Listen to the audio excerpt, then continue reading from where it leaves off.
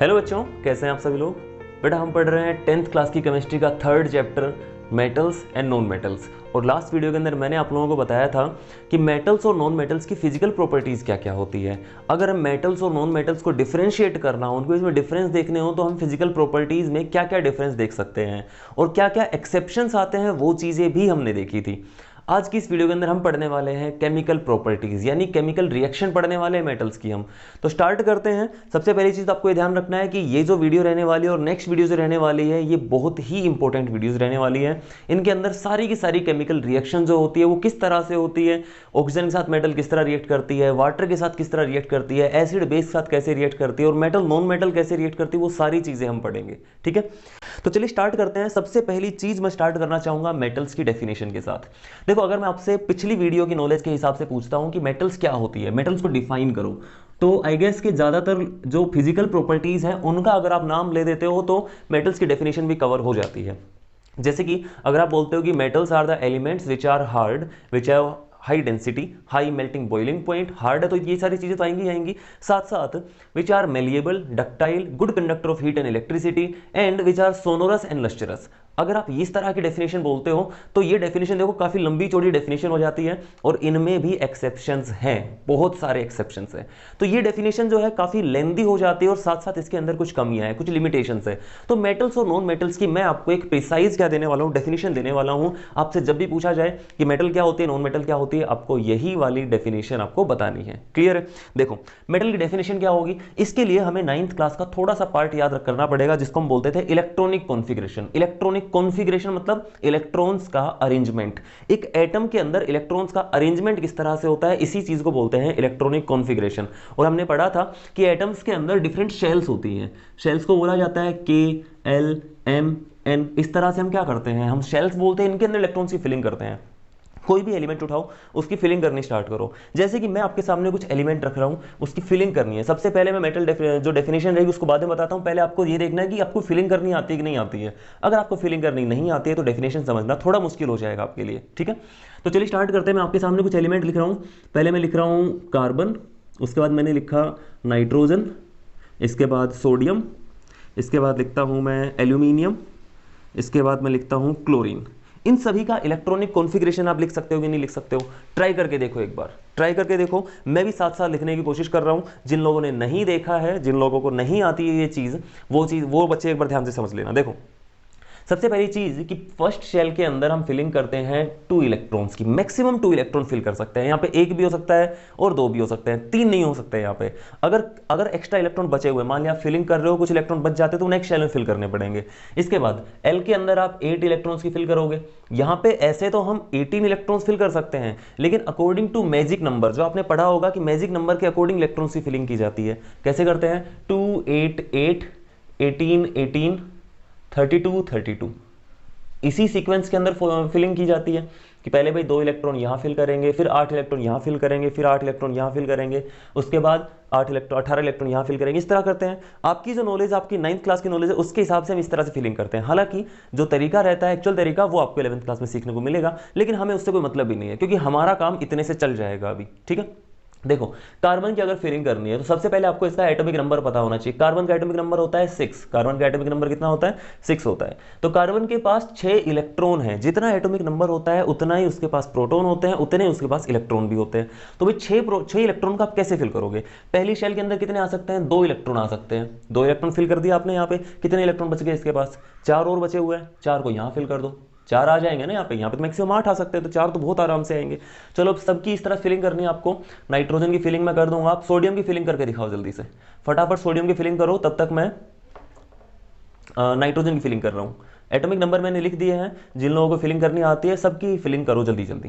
तो मैं लिख रहा हूँ नाइट्रोजन की फिलिंग हो जाएगी, इसके पास 2 इलेक्ट्रॉन यहाँ आ जाएंगे, 5 इलेक्ट्रॉन यहाँ आ जाएंगे। इसके बाद सोडियम का आप कर रहे हो, एल्यूमिनियम का मैं लिख रहा हूँ 2 8 3, ये हो जाएगा 2 8 7।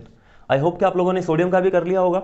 देख लेते हैं, इसके पास 2 इलेक्ट्रॉन यहाँ आएंगे, 8 इलेक्ट्रॉन यहाँ आ जाएंगे, 10 हो गए, 1 इलेक्ट्रॉन यहाँ आ जाएगा। इस तरह से फिलिंग की जाती है। और जब इलेक्ट्रॉन्स की फिलिंग कर लेते हैं तो हम बोलते हैं कि जो बाहर सबसे आउटर मोस्ट शेल जो रहती है उसको वैलेंस शेल बोलते हैं। फॉर एग्जाम्पल क्लोरीन के अंदर ये जो एम शेल है ये वैलेंस शेल है, और इसके अंदर जो आउटर मोस्ट शेल के इलेक्ट्रॉन रहते हैं, ये जो इलेक्ट्रॉन रहते हैं, इनसे किसी भी एलिमेंट की स्टेबिलिटी डिसाइड होती है कि कोई एलिमेंट स्टेबल है कि नहीं है।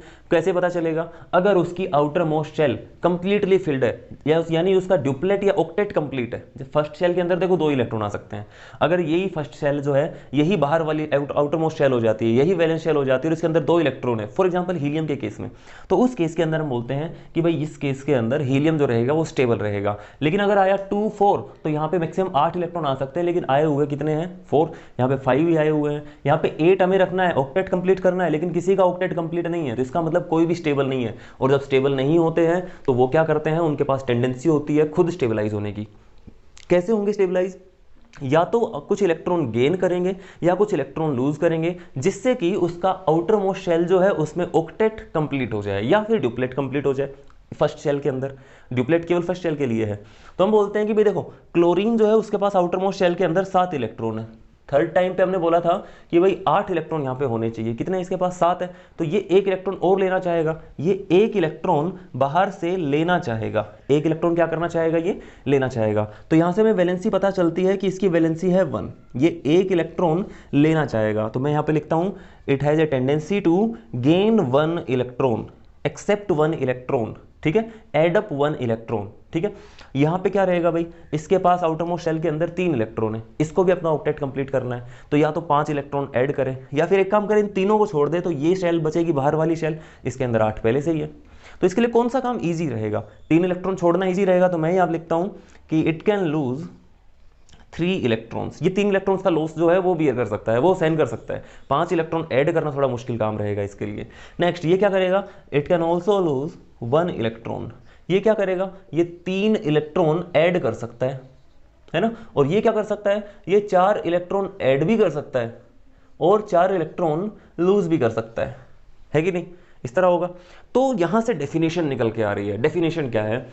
अगर किसी एलिमेंट की टेंडेंसी है इलेक्ट्रॉन लूज करने की, इलेक्ट्रॉन्स को छोड़ने की, अगर किसी के पास इलेक्ट्रॉन ज़्यादा होते हैं, इलेक्ट्रॉन रिच होता है, तो वो अपना ऑक्टेट कंप्लीट करने के लिए इलेक्ट्रॉन छोड़ेगा। सीधी सी बात है ये।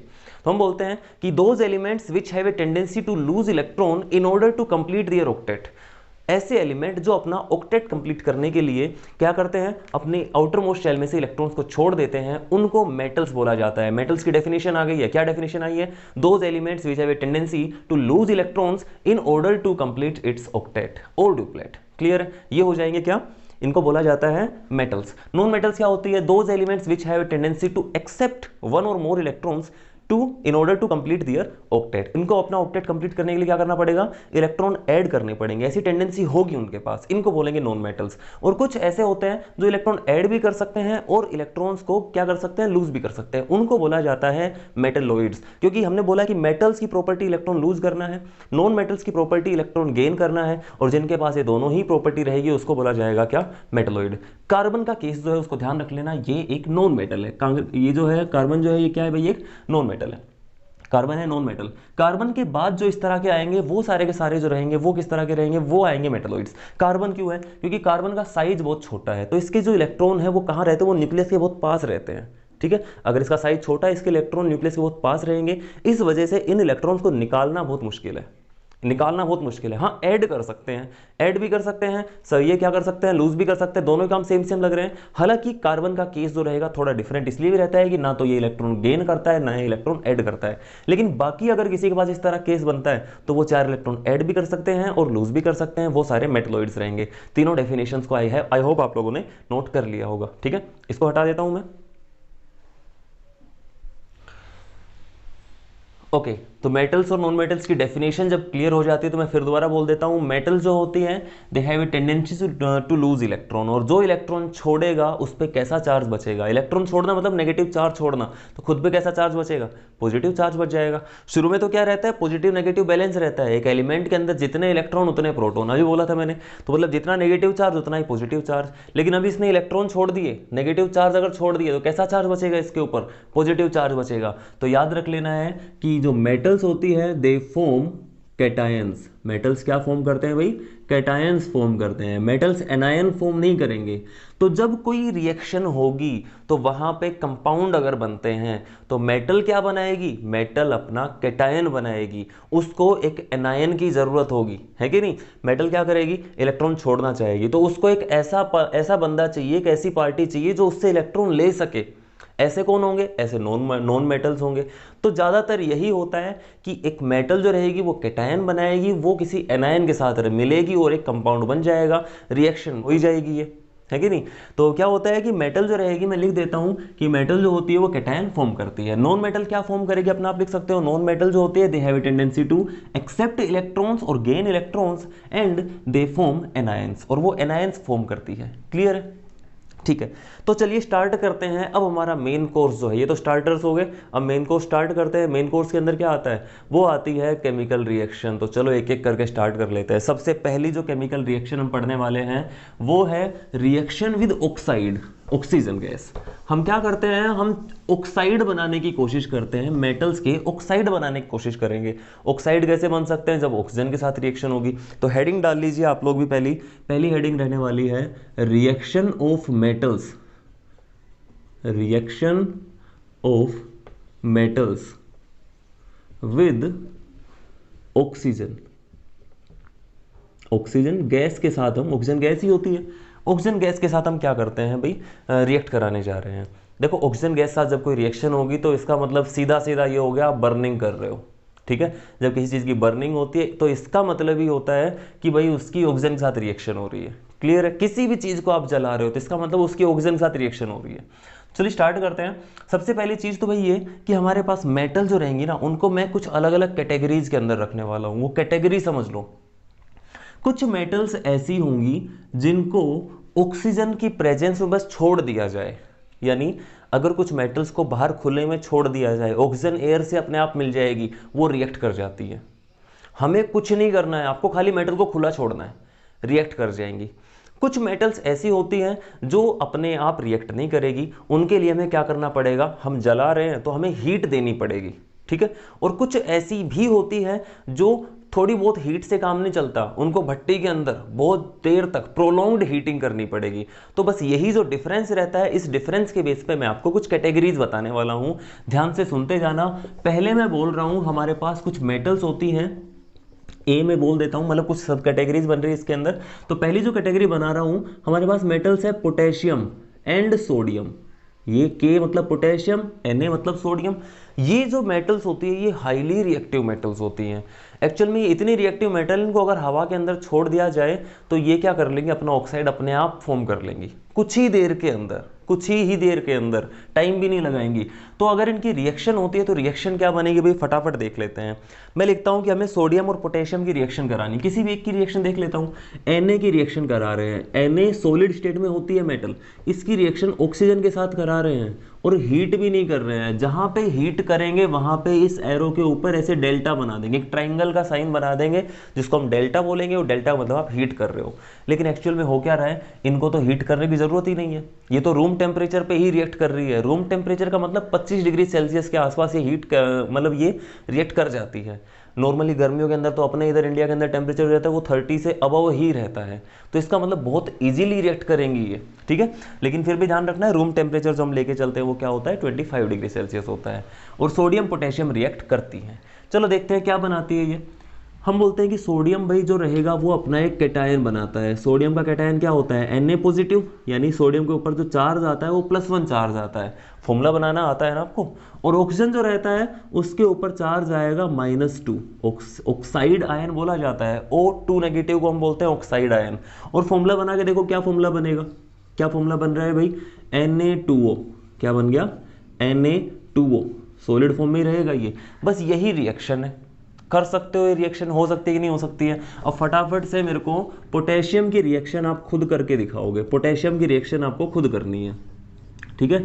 थोड़ी देर बाद स्क्रीन के ऊपर आंसर आ जाएगा, देख लेना, मैं नहीं करवा रहा हूँ, आपको खुद करनी है। क्या होगा, पोटेशियम का एटॉमिक नंबर जो होता है भाई वो 19 होता है। इलेक्ट्रॉनिक कॉन्फ़िगरेशन लिख के देख लेना, क्या रहेगा क्या नहीं रहेगा, आपको खुद करना है। आंसर थोड़ी देर में स्क्रीन पे आ जाएगा, टेंशन लेने की बात नहीं है। इसके बाद एक मेटल और आती है कैल्शियम। कैल्शियम भी रिएक्ट कर जाती है, थोड़ा सा हीट अगर करते हैं, थोड़ा सा भी हीट अगर करते हैं तो कैल्शियम भी रिएक्ट कर जाती है। कैल्शियम और मैग्नीशियम जो रहेगी उनको थोड़ा ज़्यादा हीट करना पड़ेगा। तो मैं बोल रहा हूँ कि कैल्शियम जो रहेगी और मैग्नीशियम जो रहेगी, कैल्शियम एंड मैग्नीशियम, इनको थोड़ा हीट करना पड़ेगा। अगर आपको याद हो तो पहले चैप्टर के अंदर हमारे पास आता है बर्निंग ऑफ मैग्नीशियम रिबन, आता है कि नहीं आता है। एक्टिविटी करी होगी कि मैग्नीशियम रिबन को जलाते हैं, फुलझड़ी की तरह से जलता है डेजलिंग फ्लेम के साथ, और मैग्नीशियम ऑक्साइड बनाता है। तो इसका मतलब वहाँ पे भाई मैग्नीशियम अपने आप तो रिएक्ट नहीं कर रहा था, वहाँ पे हीट करनी पड़ रही थी। याद आया कि नहीं आया? तो चलो देख लेते हैं रिएक्शन किस तरह से करता है। तो मैग्नीशियम की रिएक्शन में लिख रहा हूँ, कैल्शियम की आपको खुद लिखनी है, या फिर चलो कैल्शियम की लिख देता हूँ मैं, डरो मत। कैल्शियम की रिएक्शन लिख रहा हूँ मैं, ये सॉलिड स्टेट के अंदर था, ऑक्सीजन के साथ रिएक्शन हुई, थोड़ा सा देखो इसको हीट करना पड़ेगा कैल्शियम को, मैग्नीशियम को थोड़ा और ज़्यादा हीट करना पड़ेगा। देखो जो जितना जल्दी रिएक्ट कर जाएगा वो उतना ज़्यादा रिएक्टिव है, इसलिए मैंने बोला है कि ये बहुत रिएक्टिव मेटल होती है। ये थोड़ी सी कम रिएक्टिव मेटल है, लेकिन थोड़ा सा हीट करने पर ये भाई जल जाती है। तो मैग्नीशियम जो होता है वो भी जलने लग जाता है। कैल्शियम क्या बना लेगा, CaO। कैसे फॉर्मूला बनाया, कैल्शियम जो रहता है उसका कॉन्फ़िगरेशन आपको लिखना है। मान लिया इसका एटॉमिक नंबर हो गया 20। अगर याद है आपको चीज़ें कि कितना चार्ज आता है, कितनी वैलेंसी होती है, इसलिए पहले चैप्टर से भी पहले मैंने आपको वैलेंसी लर्न करने को बोला था। अगर नहीं लर्न करी है तो बेटा अभी याद कर लेना, अभी भी टाइम है, रिएक्शन बहुत ईजी हो जाएंगे, ये काम बार बार नहीं करना पड़ेगा, है ना। कैल्शियम का कॉन्फ़िगरेशन हो जाएगा 2 8 8 2, पहली शेल के अंदर 2 8 8 18 18 32 32, लेकिन इतने इलेक्ट्रॉन है ही नहीं। इलेक्ट्रॉन कितने हैं, 20 है। 2 यहाँ फिल किए, 8 यहाँ फिल किए, 8 यहाँ फिल किए, कितने हो गए भाई, 18 इलेक्ट्रॉन हो गए। 2 ही बचे हैं, 2 यहाँ फिल कर दिए। तो इसकी आउटरमोस्ट शेल के अंदर 2 इलेक्ट्रॉन है, ये इन दोनों इलेक्ट्रॉन को छोड़ सकता है, सो दैट इसका जो ये ऑक्टेट है ये कंप्लीट हो जाएगा। तो इस तरह से 2 इसकी वैलेंसी हो जाएगी, ये 2 इलेक्ट्रॉन छोड़ता है। और ऑक्सीजन की वैलेंसी तो -2 होती ही है। ऑक्सीजन की वैलेंसी कितनी होती है, -2 होती है। तो कैल्शियम का जो चार्ज रहेगा +2 है, ऑक्सीजन का चार्ज -2 है। इस तरह से मल्टीप्लाई कर लिया, 2 से 2 कैंसिल भी कर सकते हैं, सिंप्लीफाई अगर हो सकता है सिंप्लीफाई भी कर सकते हो। एक चीज़ और ध्यान रखनी है, जब फॉर्मूला बनाओगे तो प्लस माइनस नहीं लिखना है आपको, क्लियर है। फॉर्मूला क्या बन गया, CaO, ठीक है। तो CaO जो रहा ये आपका कंपाउंड बन गया। अब मैग्नीशियम की रिएक्शन खुद देख सकते हो, बहुत सारे लोगों को याद भी होगी मैग्नीशियम रिबन की बर्निंग होती है तो क्या रिएक्शन होती है, बताई थी आप लोगों को, ठीक है। जिन लोगों ने वो वीडियो नहीं देखी थी, फर्स्ट लेक्चर जिन लोगों ने नहीं देखा है फर्स्ट लेक्चर जरूर देखना। इससे पहले भी मैंने जहाँ पे ये वैलेंसीज वगैरह आपको बताई थी वो चीज़ें आपको और भी ईजिली एक्सप्लेन की हुई है, और भी मतलब मैं बोल सकता हूँ इलेबोरेट करके एक्सप्लेन की हुई है फर्स्ट की कुछ वीडियोज़ के अंदर, ठीक है। तो देखो हमने 2 तरह की मेटल्स ली। कुछ मेटल्स ऐसी होती है जो डायरेक्टली रिएक्ट कर जाती है, हीट करने की जरूरत नहीं है, कुछ में थोड़ा हीट करना पड़ेगा। तीसरी जो कैटेगरी आती है, देखो भी तीसरी जो कैटेगरी आएगी उसके अंदर आपको और ज़्यादा हीट करना पड़ेगा। यहाँ पे बिल्कुल हीट नहीं किया, थोड़ा हीट किया, और ज़्यादा हीट करना पड़ेगा। किसके, एल्यूमिनियम, जिंक, इनके केस में आपको बहुत ज़्यादा हीट करना पड़ेगा।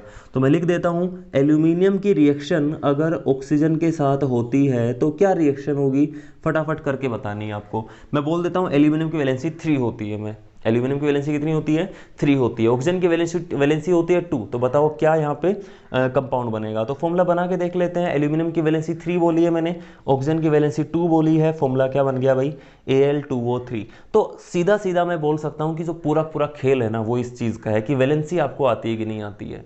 अगर नहीं आती है तो मुश्किल हो जाएगी, है ना।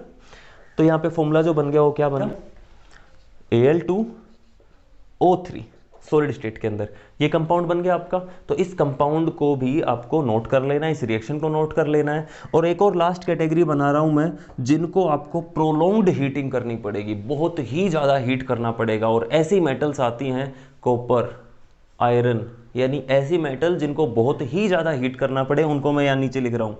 उनकी रिएक्टिविटी बहुत कम होती है, इसलिए बहुत सारी एनर्जी देनी पड़ती है इनको।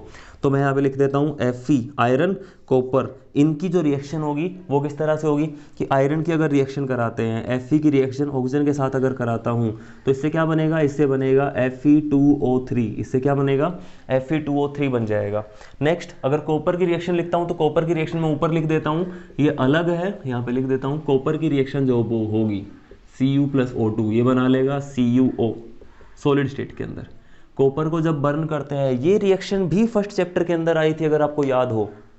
किस किस को याद है, रेडॉक्स रिएक्शन के अंदर हमने पढ़ी थी कि कॉपर को जब जलाते हैं तो वो एक शाइनी ब्राउन कलर का सब्सटेंस पहले था, जलने के बाद ब्लैक कलर का सब्सटेंस बन जाता है, और अगर इससे वापस कॉपर बनाना हो तो क्या करेंगे, इसके ऊपर से क्या पास कराएंगे, हाइड्रोजन गैस पास कराएंगे। अगर याद है बहुत अच्छी बात है, फर्स्ट चैप्टर फिर दोबारा पढ़ लेना, कई सारी चीज़ें वहाँ से बेसिक कॉन्सेप्ट जो रहेंगी वो यूज हो रही है इस चैप्टर के अंदर, कई सारी रिएक्शन आ रही है वहाँ से, है कि नहीं। तो फटाफट इस चीज़ को नोट कर लो, कॉपर की रिएक्शन आपने नोट कर ली होगी, अगर नोट नहीं करी है तो फटाफट इसका स्क्रीनशॉट ले लिया करो आप फटाफट, और हम आगे बढ़ते हैं फिर। हो गया भी। देखो मैंने बोला है कि जितने भी ऑक्साइड बने हैं इनके बारे में कुछ एक छोटी छोटी प्रॉपर्टीज जो है आपको पता होनी चाहिए, जैसे कि भाई कौन सा मेटल ऑक्साइड जो है वो रूम टेम्परेचर पे बन जाता है, कौन सा जो है वो प्रोलॉन्ग्ड हीटिंग पे बनेगा, किसको बनाने के लिए हमें हीट करने की जरूरत पड़ रही है। तो जो बहुत सारी मेटल्स ऐसी है जो रिएक्टिव नहीं होती बहुत ज़्यादा, हालांकि सारी मेटल जो रहती है वो कैटायन फॉर्म करती है, लेकिन कुछ मेटल ऐसी होती है जो बहुत ज़्यादा रिएक्टिव होती है, जैसे सोडियम, पोटेशियम, इवन कैल्शियम जो रहती है उसको भी हीट कराने की जरूरत नहीं पड़ती, रूम टेम्परेचर के ऊपर ही अपने ऑक्साइड वो बना लेंगे। लेकिन अगर बात करते हैं बाकी मेटल्स की तो उनको हमें हीट कराने की जरूरत पड़ेगी, और कुछ मेटल्स तो ऐसी है जिनको प्रोलॉन्ग्ड हीटिंग करानी पड़ेगी, बहुत ज़्यादा देर तक आपको क्या करना पड़ेगा, बहुत हाई टेम्परेचर पर रखना पड़ेगा, so that they start burning. ठीक है, तो यहाँ से कुछ एक चीज़ें निकल के आती हैं। पहला जो पॉइंट निकल के आता है, एक बहुत ही इंपॉर्टेंट पॉइंट निकल के आता है, बहुत ध्यान से सुनना इस लाइन को, कुछ अलग मतलब मत निकालना, जो मैं बोल रहा हूं उसको बस सुन लेना। सभी मेटल ऑक्साइड्स के पास बेसिक नेचर होता है, याद रह जाएगी ये लाइन, सभी मेटल ऑक्साइड के पास कैसा नेचर होता है, बेसिक नेचर होता है। इसका मतलब वो क्या कर सकते हैं, वो रेड लिटमस को किसके अंदर कन्वर्ट कर सकते हैं, ब्लू के अंदर कन्वर्ट कर सकते हैं, किसके अंदर कन्वर्ट कर सकते हैं, ब्लू लिटमस के अंदर कन्वर्ट कर सकते हैं। तो हम बोलते हैं कि जितने भी मेटल ऑक्साइड रहेंगे सबके पास कैसा नेचर होता है, बेसिक नेचर होता है। कुछ मेटल्स ऑक्साइड ऐसे भी हैं जिनके पास एसिडिक नेचर भी होता है, सबके पास बेसिक नेचर होता है लेकिन एसिडिक नेचर कुछ एक के पास ही होता है। ठीक है, और जिनके पास एसिडिक नेचर उनके पास बेसिक नेचर भी है। तो यहां से एक बहुत ही इंपॉर्टेंट टर्म निकल के आती है, सीबीएसई के अंदर, एचबीएसई के अंदर, हर एक बोर्ड के अंदर ये चीज पूछी जाती है, और कई बार तो एनटीएससी एग्जाम के अंदर ही पूछी गई है इस चीज के बेस पे क्वेश्चन पूछे गए हैं। टॉपिक जो हमारा रहता है वो रहता है एम्फोटेरिक ऑक्साइड, एम्फोटेरिक ऑक्साइड, फटाफट से हेडिंग डाल लो, एम्फोटेरिक ऑक्साइड्स। तो मैंने बोला है कि सारे के सारे मेटल ऑक्साइड जो रहते हैं वो कैसे होते हैं, उनके पास बेसिक नेचर रहता है, लेकिन अगर किसी के पास बेसिक के साथ साथ एसिडिक नेचर भी है तो उसी ऑक्साइड को बोला जाता है एम्फोटेरिक ऑक्साइड। सिंपल सी डेफिनेशन है, सिंपल सी डेफिनेशन है, लिख सकते हो खुद, फिर मैं लिखवा रहा हूं कि those metal oxides which have basic as well as acidic character are known as amphoteric oxides. ऐसे मेटल ऑक्साइड्स जिनके पास बेसिक के साथ साथ एसिडिक कैरेक्टर होता है उनको बोला जाता है एम्फोटेरिक ऑक्साइड्स। और ऐसे कौन से ऑक्साइड होते हैं, दो ऑक्साइड आपको याद रखने हैं। पहला एल्यूमिनियम का ऑक्साइड, एल्यूमिनियम ऑक्साइड का फॉर्मूला होता है Al2O3। दूसरा ऑक्साइड होता है जिंक का ऑक्साइड, किसका ऑक्साइड होता है, जिंक का ऑक्साइड, ZnO। ठीक है, तो हम क्या करते हैं, इन दोनों कंपाउंड्स की जो रिएक्शन रहेगी ना भाई, वो करवा के देखेंगे एसिड के साथ और बेस के साथ, वो चीज़ें हम करवा के देखेंगे, लेकिन उसको बिल्कुल लास्ट में करवाऊंगा, अभी नहीं करवा रहा हूं मैं। ठीक है, अभी खाली इतना बता रहा हूं कि ये एसिड के साथ भी रिएक्ट कर जाएगा और ये बेस के साथ भी रिएक्ट कर जाएगा। अगर ये चीज़ एसिड के साथ रिएक्ट कर रही है इसका मतलब इसके साथ बेसिक नेचर है, अगर ये चीज़ बेस के साथ रिएक्ट कर रही है तो इसका मतलब इसके पास एसिडिक नेचर भी है। तो ऐसे ऑक्साइड जिनके पास एसिडिक और बेसिक दोनों तरह का नेचर होता है उसको क्या बोला जाता है, एम्फोटेरिक ऑक्साइड बोला जाता है। रिएक्शन जो रहेगी वो कर जाते हैं ये। अब चलो रिएक्शन आपको मान लिया करनी हो तो एसिड के साथ रिएक्शन करनी बहुत ही आसान है, एसिड के साथ रिएक्शन करनी बहुत आसान है। कैसे करवाओगे, Al2O3 की रिएक्शन HCl से करवा लो। देखो ध्यान से, क्या यहाँ पे एक डबल डिस्प्लेसमेंट रिएक्शन नहीं होगी, होगी या नहीं होगी, ये जो कैटायन है ये अपने एनायन को छोड़ के इस एनायन के पीछे भागेगा, है ना, ना, इस पे ज़्यादा प्यार आ रहा है इसको। और ये जो कैटायन, इसके पास कोई चॉइस नहीं बची है, ये इसके पास ही आएगा अब। तो एल्यूमिनियम चला जाएगा क्लोरीन के साथ, कंपाउंड बनाएगा AlCl3, और H आ जाएगा O के साथ, बनाएगा H2O। ठीक है, अब ये मत सोचना यहाँ पे H है O3 है, वो फॉर्मूला बनता है जब नंबर्स अरेंज हो जाते हैं, इक्वेशन को बैलेंस कर लेंगे हम, वो बात की बात है। फॉर्मूला बनाना इंपॉर्टेंट होता है। रिएक्शन अगर मैं बेस के साथ करवाता हूँ तो कैसे होगी, Al2O3 की रिएक्शन आप करवाते हो किसी बेस के साथ, NaOH के साथ, तो यहाँ से जो कंपाउंड बनते हैं वो सिंपल रिएक्शन से हम नहीं दिखा सकते हैं, डायरेक्टली मैं आपको बता रहा हूँ। यहाँ से जो कंपाउंड बनेगा वो क्या बनेगा, वो बनेगा NaAlO2। क्या कंपाउंड बनेगा, NaAlO2, ये कंपाउंड बन जाएगा यहाँ से। क्लियर है। तो इस तरह से मैं बोलता हूँ कि हमारे पास ये जो रहेगा कंपाउंड जो रहेगा Al2O3 एसिड से रिएक्ट किया कि नहीं किया, एसिड से रिएक्ट किया, इसका मतलब ये रिएक्शन Al2O3 के बेसिक कैरेक्टर को शो कर रही है, इसके पास ये बेसिक कैरेक्टर है। और Al2O3 बेस से रिएक्ट कर रहा है, इसका मतलब ये खुद कैसा है, खुद एसिड की तरह बिहेव कर रहा है। खुद किसकी तरह बिहेव कर रहा है, ये एसिड की तरह बिहेव कर रहा है। इस रिएक्शन के अंदर Na2O भी रिवॉल्व होता है, Na2O भी इवॉल्व होता है, और साथ साथ वाटर बनता है। ठीक है, तो इस रिएक्शन को, इन दोनों रिएक्शंस को नोट कर लेना। तो कुल मिला के एम्फोटेरिक ऑक्साइड का मतलब हो गया ऐसे ऑक्साइड जिनके पास दोनों तरह का नेचर होता है, एसिडिक भी बेसिक भी, और इस तरह कंपाउंड क्या बोलते हैं, एम्फोटेरिक ऑक्साइड बोलते हैं। एग्जाम्पल मैंने आपको बता दिए हैं, Al2O3 ZNO, बोर्ड के लिए केवल इतना ही काम है। इसके बाद अगर पूछा जाता है कि Al2O3 HCl साथ रिएक्ट कर रहा है, इससे कौन सा बिहेवियर शो हो रहा है, अगर HCl से रिएक्ट कर रहा है, एसिड से रिएक्ट कर रहा है, इसका मतलब इसका बेसिक कैरेक्टर जो रहता है वो शो हो रहा है यहाँ पे। तो ठीक है, आज की वीडियो के अंदर फिलहाल इतना ही रख रहा हूँ, बाकी जो रहेगा वो नेक्स्ट पार्ट के अंदर आने वाला है।